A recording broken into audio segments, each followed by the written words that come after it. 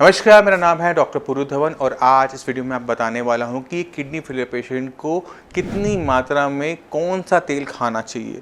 क्योंकि एक ऐसा सवाल है जो कि हमें रोज़ सुनने को मिलता है, रोज़ मुझे उसका आंसर करना पड़ता है जब कोई पेशेंट आता है, तो उसको आज हम इस वीडियो में कवर करने वाले हैं। किडनी फेलियर पेशेंट की बॉडी में क्या हो रहा है, पहले उसे समझने की कोशिश करेंगे। किडनी फेलियर की पेशेंट की बॉडी में प्रोटीन का लॉस हो रहा होता है, यूरिन के रास्ते प्रोटीन बाहर जा रहा होता है। अब हमारी ब्लड के अंदर कोलेस्ट्रॉल भी होता है और प्रोटीन भी होता है, और ये दोनों चीज़ें आपस में मिलकर खून को एक गाढ़ापन देते हैं, जिसकी वजह से खून हमारी नसों में रह पाता है। अगर वो बहुत पतला हो जाएगा तो क्या होगा, वो पानी भरकर हमारी टांगों में भरना शुरू हो जाएगा, तो उसे एक गाढ़ापन चाहिए होता है। तो दोनों मिलकर कर रहे हैं, गाढ़ापन दे रहे हैं। अब आपकी बॉडी में से प्रोटीन जो है वो पेशाब के रास्ते से बाहर जा रहा है, अब खून पतला हो रहा है, तो बॉडी क्या करती है, कोलेस्ट्रॉल की मात्रा को बढ़ा देती है।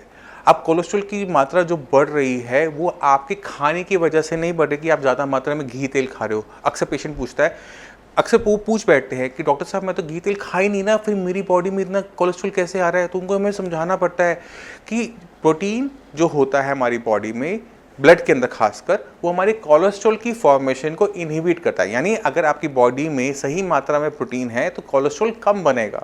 क्यों बनेगा? क्योंकि गाढ़ापन बनने के लिए जितना चीज़ चाहिए वो बॉडी को मिल चुकी है, तो इससे ज़्यादा कोलेस्ट्रॉल नहीं बनाना पड़ता है। मगर अगर आपकी बॉडी में प्रोटीन की मात्रा कम हो जाए तो खून को गाढ़ा रखने के लिए बॉडी को कोलेस्ट्रॉल बनाना पड़ता है कि खून में एक गाढ़ापन एक जो है वो बना रहे। अब इस चक्कर में क्या होता है, जब हम टेस्ट करवाते हैं पेशेंट का, हम देखते हैं कि जी का कोलेस्ट्रॉल तो बढ़ा हुआ है, वजन है 40-50 किलो, बहुत पतला सा है, बहुत पतला सा शरीर है, और उसका जो कोलेस्ट्रॉल की मात्रा है वो बढ़ी हुई है। बच्चों में भी देखने को मिलता है, जो बच्चे नेफ्रोटिक सिंड्रोम के होते हैं, प्रोटीन का लॉस बहुत हैवी हो रहा है, उनके अंदर भी कोलेस्ट्रॉल की मात्रा बहुत ज़्यादा होती है। अब ये जो कोलेस्ट्रॉल है, हम सब जानते हैं कि हमारे जो हार्ट के लिए बहुत ज़्यादा खतरनाक होता है, वो क्लॉट बना सकता है, वो ब्लॉकेज कर सकता है। तो इस कोलेस्ट्रॉल को कंट्रोल करना बहुत ज़रूरी है। अब ये जो कोलेस्ट्रॉल को कंट्रोल करने के लिए दो तरीके होते हैं। एक होता है मेडिसिन कि हमने क्या खाया और क्या नहीं खाया, दूसरा तरीका होता है डाइट कि हम क्या खा रहे हैं और क्या नहीं खा रहे। तो अगर हम डाइट पे कंट्रोल है, वो एक पेशेंट के हाथ में होता है, उसमें डॉक्टर का कोई रोल नहीं होता। डॉक्टर से पेशेंट को बता सकता है कि आपने क्या खाना है, कितनी मात्रा में खाना है, बट खाने का काम एक पेशेंट का खुद का होता है। अब हमें समझना है कि हमारी बॉडी के लिए कौन सा घी तेल अच्छा है, कौन सा घी तेल हमारे लिए खराब है और कितनी मात्रा में। अब कोई पेशेंट अगर मुझसे पूछे कि मैं कौन सा खाऊं, तो मैं उनको सारे का सारा एक ही जवाब देता हूं कि आप कोई भी घी तेल खाओ, मगर ध्यान क्या रखना होता है कि आपने उसकी मात्रा कम से कम लेनी होती है। इतनी मात्रा में लेना होता है जितना खाना बनाने के लिए ज़रूरी है। अगर सब्जी के ऊपर अगर घी तेल तैर कर आ रहा है तो आप खाना गलत तरीके से खा रहे हो। अगर रोटी को बिल्कुल चुपड़ के खा रहे हो, बिल्कुल उसमें घी टपक रहा है, तो वो गलत कर रहे हो। तो अगर आप कोई चीज़ कुक करना चाहते हो तो हम सजेस्ट करते हैं कि जितने भी नेचुरल ऑयल्स होते हैं, जैसे आपका मूंगफली का तेल हो गया, सरसों का तेल हो गया, या फिर वो चाहे घी ही क्यों नहीं है, आप उसका यूज़ कर सकते हैं, मगर कम मात्रा में। जो भी डीप फ्राइड आइटम है उनको आप पूरी तरह से निकाल दीजिए, जैसे पकोड़े हो गए, पापड़ को तल के खाना है, उसको पूरी तरह से अपने डाइट से बाहर कर दीजिए। रोटी के ऊपर आपने थोड़ा सा कुछ लेना है तो आप वाइट बटर, जो घर का बना हुआ मक्खन होता है ताज़ा ताज़ा, जिसमें बहुत मज़ा आता है, पराठों के ऊपर लगा के खाते हैं, उसी को आप यूज़ करें। क्यों? क्योंकि उसके अंदर टेस्ट ज़रूर है, बट उतनी ज़्यादा ऑयलीनेस, ग्रीसीनेस, कोलेस्ट्रॉल कम हो जाता है। आप ऐसी रेसिपीज़ ढूंढिए जिनके अंदर घी तेल का प्रयोग कम से कम होता। क्यों? क्योंकि उससे हमारी बॉडी में इसका इंटेक कम होगा, हमारी बॉडी को कोलेस्ट्रॉल मैनेज करने में आसानी बनी रहेगी, और कोलेस्ट्रॉल हाई से होने वाली कॉम्प्लिकेशन से एक किडनी फेलियर का पेशेंट बच जाता है। अब एक किडनी फेलियर पेशेंट की बॉडी के अंदर हार्ट कितना इंपॉर्टेंट काम करता है, क्यों उसे बचाए रखना इंपॉर्टेंट होता है, और हमारे हार्ट का हमारी किडनी से क्या रिलेशनशिप होता है कि अगर हमारी किडनी खराब हो रही है तो हमारा हार्ट खराब हो रहा है, अगर हमारा हार्ट खराब है तो हमारी किडनी खराब हो रही है। इसके लिए मैं चाहता हूं कि आप मेरी नेक्स्ट वीडियो को इस वीडियो के एंड में ज़रूर देखिएगा, उससे आपको बहुत क्लियर कट आइडिया मिल जाएगा तो कि दोनों दोनों ऑर्गन्स का आपस में रिलेशनशिप क्या होता है और क्यों दोनों को हेल्थी रखना एक किडनी फेलियर पेशेंट में बहुत ज़्यादा ज़रूरी होता है। मगर जाने से पहले मैं चाहता हूं कि मैं आपको कुछ रिपोर्ट्स दिखाऊं, कुछ पेशेंट से मिल पाऊं, तो आपको बहुत क्लियर कट आइडिया हो जाएगा कि अगर आपका क्रिएटिनिन लेवल बढ़ा हुआ है तो आप उसे किस तरह से डाउन कर सकते हैं। नमस्कार, मेरा नाम है डॉक्टर पुरु धवन और आज हम बात करने वाले हैं एक पेशेंट के बारे में जिनका क्रिएटिनिन लेवल सिर्फ 15 दिन के अंदर 9 से 1 के आसपास आया है। तो चलते हैं एक बार अख्तर जी से, पहले उनकी हम सुनते हैं कि उनकी लाइफ में किस तरह से साइंस जी ने परिवर्तन लेकर आया, फिर मैं आपको समझाऊंगा ये केस क्या था। तो अख्तर जी, किडनी आपकी खराब हो रही है, आपको कब पता लगा था? 15 दिन पहले। 15 दिन पहले जी। 15 दिन पहले आपके क्रिएटिनिन के लेवल क्या थे?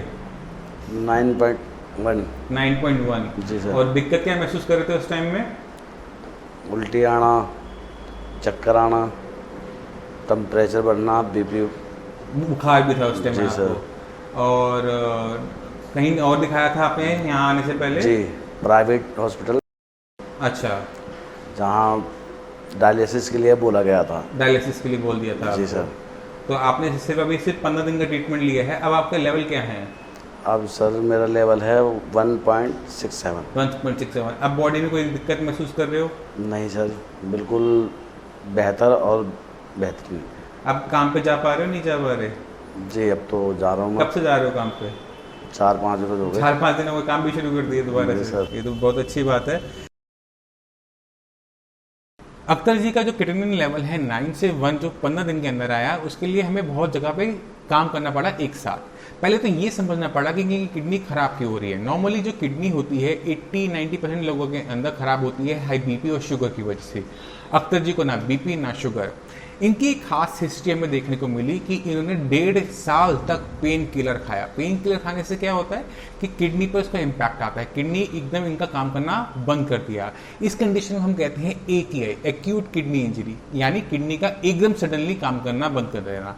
इसको आसान शब्दों में आपने समझना है तो समझो कि किडनी एकदम शॉक में चली गई थी। ठीक है, अंदर कोई नुकसान नहीं हुआ, कोई सूजन नहीं, कुछ नहीं है, बट जो हम एलोपैथिक मेडिसिन खाते हैं, एंटीबायोटिक्स खाते हैं, पेन किलर खाते हैं, उसकी वजह से किडनी ने एकदम सडनली काम करना बंद कर दिया। अब जब वो काम करना बंद कर देगी तो खून को साफ करने की जो इनकी किडनी की क्षमता है वो एकदम बंद हो गई।